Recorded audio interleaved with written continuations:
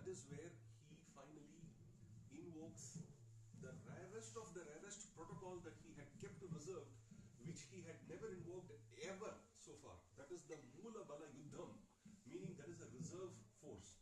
It's a reserve force that he had kept hidden in some Patal Lok. Nobody knows where they had been residing. He invokes that particular contingent. They come in front of him and he instructs, you have been such,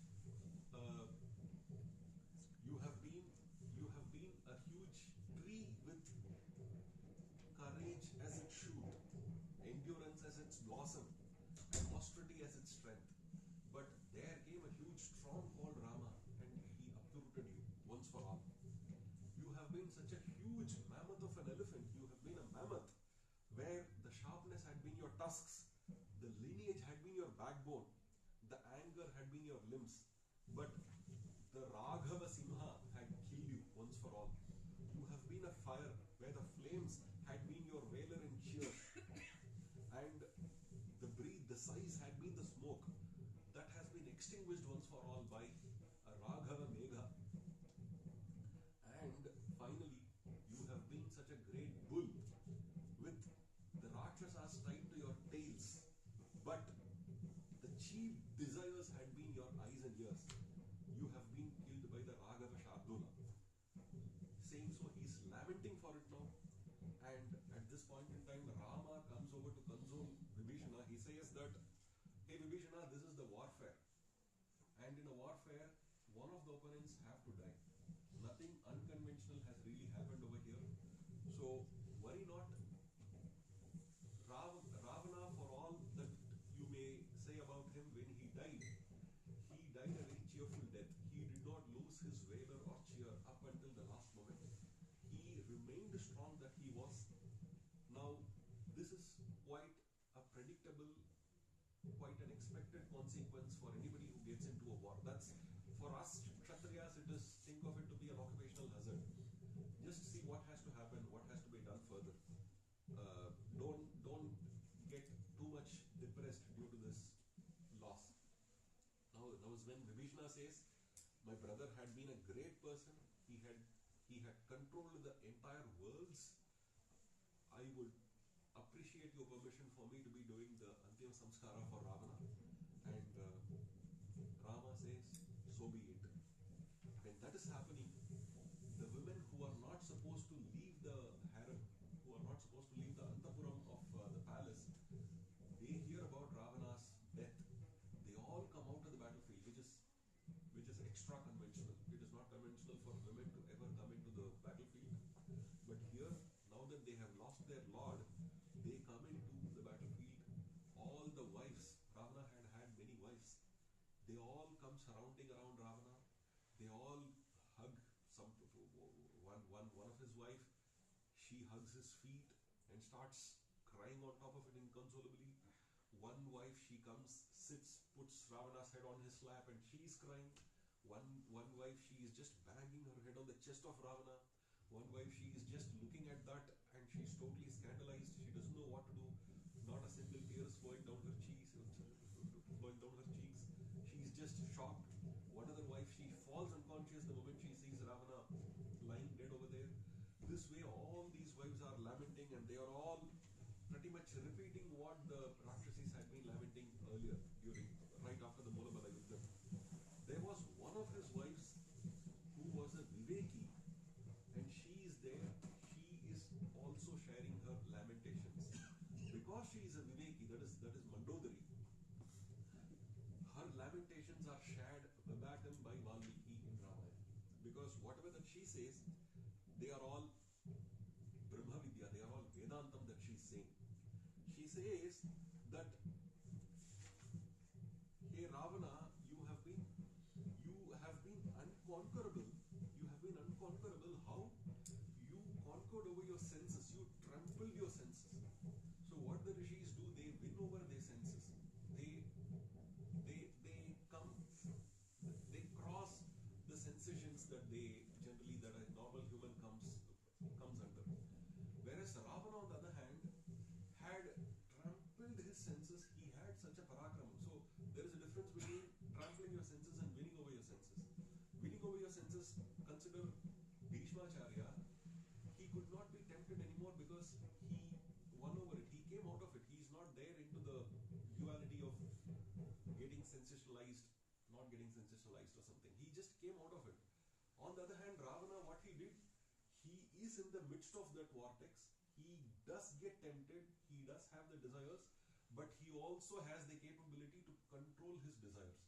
Because in there is one particular debate that comes up in Ramayana, where any Anya Purusha who touches Sita will get burned to ashes immediately. This is the Pativratya Prabhavam. The question raises as to how Ravana did not get burnt. And this is also one of the nuances that gets dealt between Kamba Ramayanam and Valmiki Ramayanam. In Kamba Ramayanam, what is being said is, Ravana lifted the entire Parnashala entirely because he could not touch Sita because Sita is a Pativrata. But that way Kamban was just escaping from this particular technicality of explaining how Ravana, despite having touched Sita, did not get burnt. Whereas Valmiki, he dares and goes, tells the truth exactly as it happened, that he caught hold of Sita, he dragged her, he pulled her along and all that. How was that possible? Because you will get burnt, Ravana will get burnt only when he touches Sita with the lust, with the desire.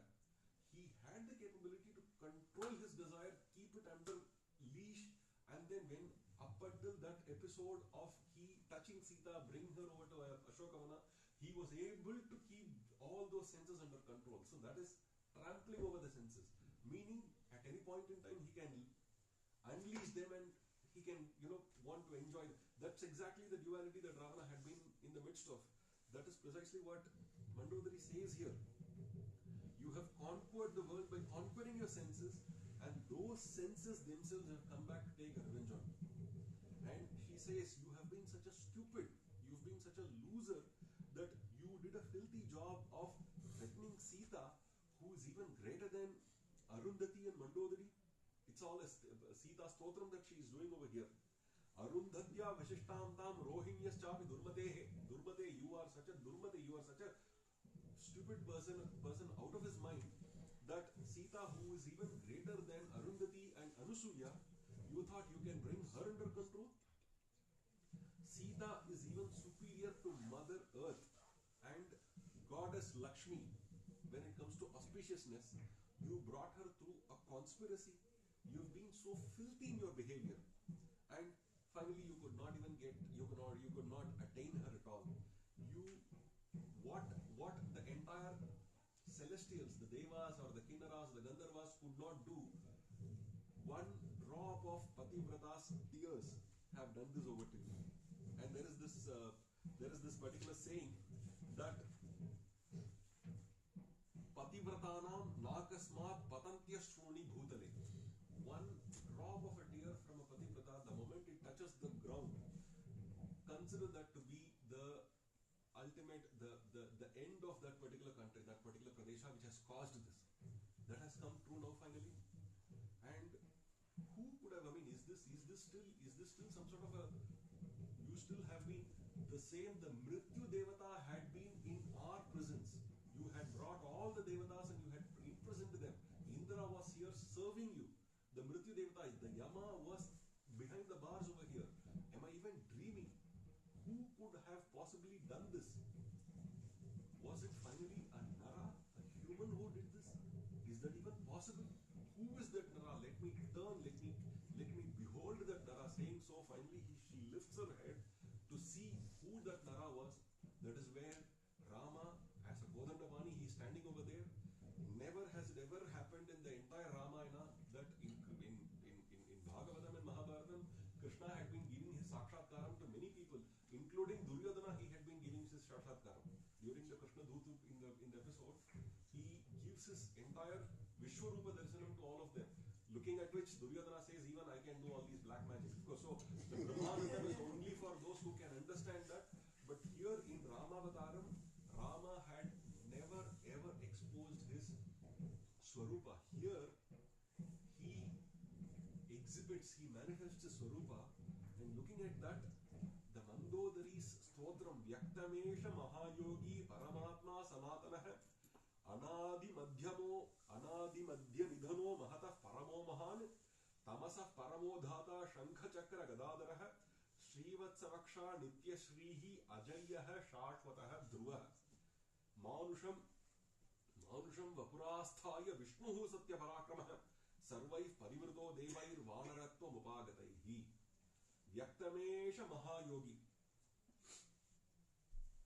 Rama is none other than the Supreme Godhead Himself.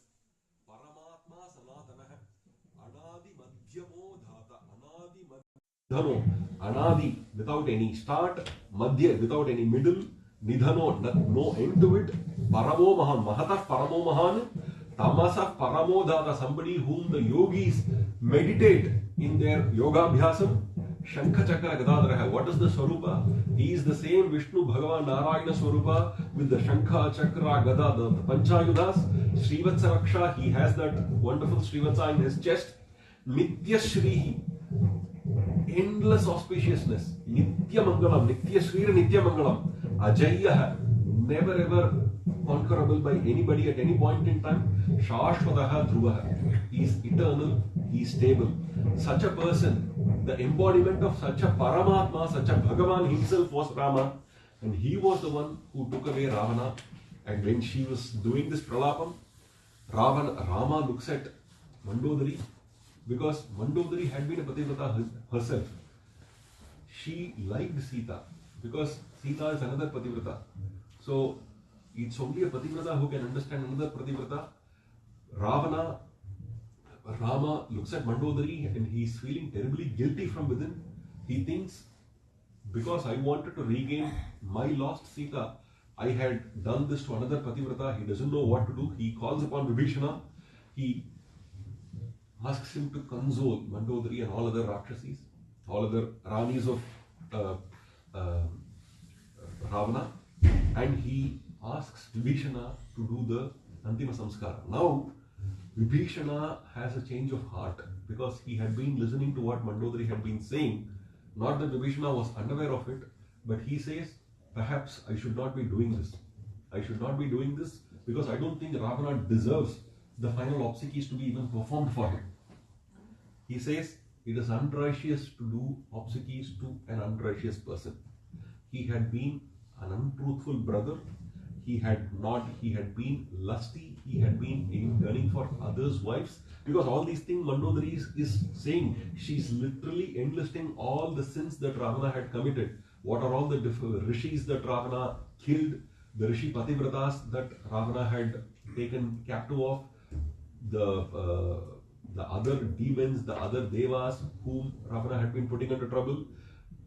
Vibhishana says he doesn't deserve any of these samskaras, to which Rama then says, Maranantani Vairani Nirvrittam na Prayojanam Kriyatamasi Samskaro Mama Pyesha Yathatava. Everything ends with a death, Vibhishana. There is no point in keeping things open after somebody dies, because with death, their character, their behavior, everything comes to an end. Hereafter, you should just look at who you are. If you do not perform the obsequies, the Antima Samskaras for your brother, you will only be judged for the character that you exhibited. You will never be judged that, okay, he doesn't deserve, so you took a judgment. You are nobody to take a judgment call on anybody. You just have to do that. And he goes about further to say, Kriyatamasi Samskaro Mama Pyesha Yathatava. Ravana is to you, Ravana is as much to me as he is to you. These are like big words, because just imagine if we achieve some trivial achievements over the course of a day. For example, if we have won over somebody in a game, or if we have done something really remarkable that somebody is recognizing, we will all be full of ourselves. We will just be thinking of, but here is a huge battle where Rama had slain Ravana, and he comes down to say, Mama Pyesha Yathatava. He is to me as much he is to you, therefore he deserves you to be attended to him. Possibly it's only Rama who can say these things. And that's where Ramayana, Valmiki puts across these characteristics in front of us. And Vibhishana, he abides by that. He goes back, he fetches all the required samagris. The Pitrumeda Samskaram is performed on Ravana, which is done for the Ahitagnis. we've discussed earlier in the Jatayu Moksham as well, there are, say, 4 types of samskarams. The Anahitagni samskaram is done for any normal person, which is again a Vedokta samskaram, which is done with all the scriptures, all the danas and everything. The Ahitagni specifically is done for Agnihotris, somebody who does the yajnas, and on top of it, the sannyasis are performed with the Brahmaveda samskaram. For Jatayu, Rama had performed with the Brahmaveda samskaram, because the consequence of a Brahmaveda samskaram is for the particular jivan to completely get liberated from this entire world and go over to the Tribha Vibhuti, which is the moksha. So here, he being an Agnihotri, the Pitriveda samskaram or the Ahitagni samskaram is being performed on him. After the samskarams are completed, the priests over there, they all do what is the royal respects are being paid over to Ravana with all the required instruments being played, the assemblages, the salutations, everything are done. Then Vibhishana also does the Tarpana, he also gives the Pinda Pradana. After that is done, all the celestials, they are all going back to their abodes. They are very happy that Ravana is now finished. They are all going back to their abodes, talking high of Rama, the master plan from Sugriva, about Vibhishana, about Lakshmana. They are all singing praises of Rama and they are all going back to their respective abodes. Matali also takes his leave from Rama. Rama thanks Matali, conveys his respects to Indra, and Matali also goes back to the Swarga, Loka, to report back to his master. And Rama now calls upon Lakshmana to say, now perform the coronation for Vibhishana. That's the promise that he has to fulfill. So Lakshmana, because Rama will not be entering any city until he completes his Vanavasam. He will not be entering the city of Lanka. So he instructs Lakshmana to do that. Same thing happened back then in Kishkinda as well. He asked Lakshmana to do the coronation for Sugriva. So Lakshmana does the coronation. He instructs the Vanara ministers to bring in the holy water from all the 4 directions. They bring it in no time. He does the coronation for Vibhishana. And now the news has to be conveyed to Sita. That part perhaps we will keep it for next week. Next week would be our last week where we will have the Sita Agnipravesham, the Sita Pativratya Mahatmyam, followed by the final Rama Pattabhishekam, with which we will be concluding the more than quite a year-long journey of our Ramayana story here.